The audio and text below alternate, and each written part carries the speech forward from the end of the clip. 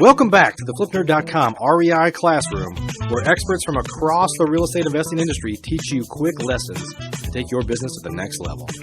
And now, let's meet today's expert host. Hi everyone, my name is Clay Malcolm and welcome to the REI Classroom. Today we're going to be talking about the new Form 5498 that came out from the IRS. A lot of people know that it may affect their IRA investing, but they may not know how. So we're going to talk about that today. This show is sponsored by PassiveRental.com. The IRS Form 5498 is a mechanism for the IRS to track your IRA's investments. You are probably familiar with the fact that in order to get the tax benefits that are associated with an IRA account, like a traditional or a Roth or even an HSA, that you have to have a custodial entity as part of the equation. And if you think about it from the IRS's perspective, part of the reason that they require that is because those entities are audited by banking authorities and so on and so forth. So they're bound to report accurately what's going on in the IRA. And from an IRS perspective, they're tracking that money. They're going to give you these tax benefits over any number of years, but they want to make sure that the ultimate tax event is according to the rules or what they think they should be getting. And so they're tracking that money each year. Every IRA custodial entity submits a Form 5498 for every IRA. Now, IRAs started in the mid-70s, 1970s, and so at that time, a 5498 basically said such and such IRA is worth X dollars. There really was not much differentiation in terms of what was in the IRA, what types of assets they had bought, so on and so forth. Now, the IRS could certainly track growth or decline of those assets, but it was very hard to tell what was in there. With the advent of alternative assets in IRAs and that becoming more and more prominent, the IRS has had a little bit of trouble with valuations, meaning that the value of the IRA is now dependent on things like real estate or a loan or private equity or things like that. They're a little bit different to value than, say, publicly traded securities like stocks or mutual funds or things like that.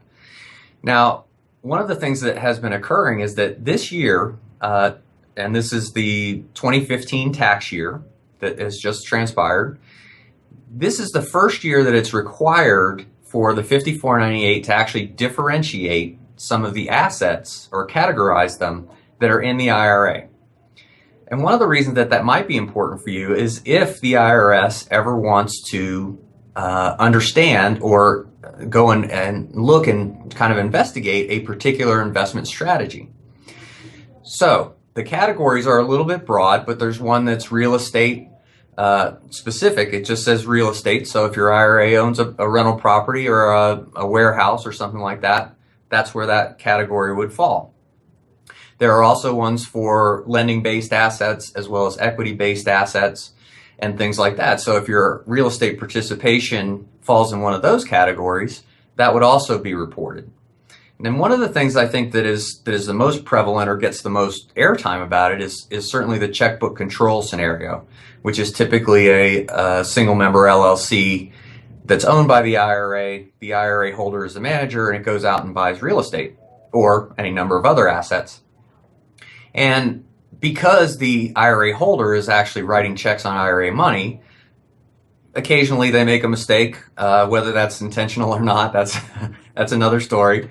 But that investment strategy is something that the IRS is aware of in terms of it maybe not following the rules all the time, again, intentionally or unintentionally. So if the IRS ever decided to target any of those investment structures, they would have a lot more information about where to look than they used to. So from the 1970s up until the 2014 tax year, they would essentially be throwing a dart at a board trying to find a particular investment type. But starting this year, 2015 tax year, which is now being reported, it's mid-2016 at this point, the IRS will have some information about the investment structures and the assets that are in there. Nobody knows exactly what they're going to do with this information. It might have no effect whatsoever, or it might have an effect. But it's good to know if you're an IRA investor, you want to make sure you have all the facts so that you can follow your own risk tolerance, make your decisions about what's going on in your particular portfolio. Thanks for joining us on the REI Classroom, and happy investing. PassiveRental.com is your source for turnkey, done-for-you rental properties. If you'd like to be an investor and not a landlord, please visit PassiveRental.com to learn how to purchase cash-flowing, professionally managed rental properties in the hottest rental markets across the country. We can also help connect you with financing for your next property. Invest the easy way today and get started by visiting PassiveRental.com. Please note, the views and opinions expressed by the individuals in this program do not necessarily reflect those of FlipNerd.com or any of its partners, advertisers, or affiliates. Please consult professionals before making any investment or tax decisions, as real estate investing can be risky. Are you a member yet of FlipNerd.com, the hottest real estate investing social community online? If not, you can join for free in less than 30 seconds and get access to hundreds of off-market deals, vendors in your market to help you in your business. And you can start networking with thousands of other investors just like you. Get your free account now at FlipNerd.com. Please check out the FlipNerd family of real estate investing shows, where you can access hundreds of expert interviews, quick tips, and lessons from leaders across the real estate investing industry. They're available at FlipNerd.com/shows, or simply search for FlipNerd in the iTunes Store.